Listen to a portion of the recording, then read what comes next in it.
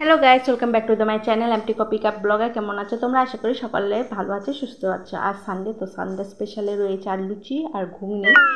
তো এই যে লুচি মা ভাজতে শুরু করে দিয়েছে আর ঘুগনি করেছে। বেশ, ঘুগনিটা খুব লোভনীয় হয়েছে আর আমি ঘুগনি খেতে খুব পছন্দ করি, তার জন্য ঘুগনিটা আমি বেশি করে নিয়েছি। আর লুচি একদম পছন্দ করি না, তো আমি বলেছি একটা দিতে, মা জোর করে এই দুটো দিয়েছে খেতে। আর যা গরম পড়েছে, যেন এই তেলে ভাজাগুলো খেলে যেন আরও গরমটা দ্বিগুণ লাগছে নাকি এমন লাগছে। তো আমাদের ওখানে তো বৃষ্টি বৃষ্টি দিয়েই সুন্দর আবহাওয়া ছিল, কিন্তু এইখানে বাবারে বাবা এত গরম বলার মতন নেই। আর আমার ছেলে এই যে দিদুনকে খেলার ছলে রুটি করে দিচ্ছে, আর দেখো কি সুন্দর করে রুটি করছে। এখানে কি বা ওখানে কি, ওকে যদি দেখে যে রুটি কেউ করছে ওকেও বানাতে হবে। তো আমি জিজ্ঞাসা করছি কী বানিয়েছ, বলে আমি রুটি বানাচ্ছি।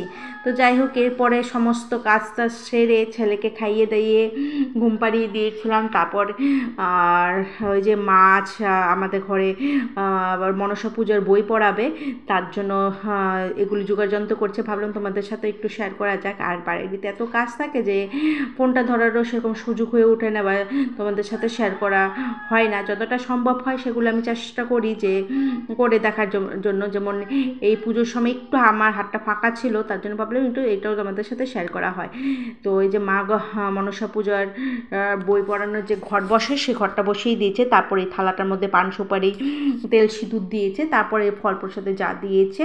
এটা কিন্তু মনসা পূজা নয়, বলে দিচ্ছি, মনসা পূজা দেরি আছে। আর এটা হলো মনসা পূজা আগে যে বই পড়ানো হয় সেই বইটা পড়ানো হয়েছে। তো ওরা বলছে 4:30 নাগাদ চলে আসবে, তো মা তার আগেই চেষ্টা করছে সবগুলো সুন্দর করে গুছিয়ে রাখার জন্য। আর এদিকে মাসি দিদিরা চলে এসছে আর মা এদিকে কাটাকাটি করে নিচ্ছে। আর আমারও বাইরে যেগুলো কাজ রয়েছে, যেমন মিষ্টি টিষ্টি বাড়াবো চাটা করার জন্য, সেগুলো আমি সব যোগাযন্ত্র করে রেখেছি। আর এদিকে দেখো লোকজন চলে এসছে, এখনও সম্পূর্ণ লোক আসেনি, মানে আবার আসবে আরও। তো একে একে করে ওই সবে মোটামুটি চলে এসছে। তো ওই যে বই পড়ানো পড়ছে, তোমরা শুনতেই পাচ্ছ।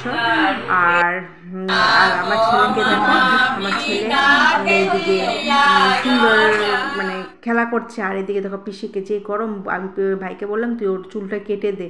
তো ওই যে ওর চুলটা একটু টিনে দিয়ে কাটিয়ে দিচ্ছে, যে গরমে মানে থাকা যায় না, আর চুলগুলো বড় হয়ে গেছে। তো আজকে ভিডিওটা এইটুকু, আবার দেখা হবে নতুন একটা ভিডিওর সাথে। কেমন লাগলো অবশ্যই কমেন্টের মাধ্যমে জানিও।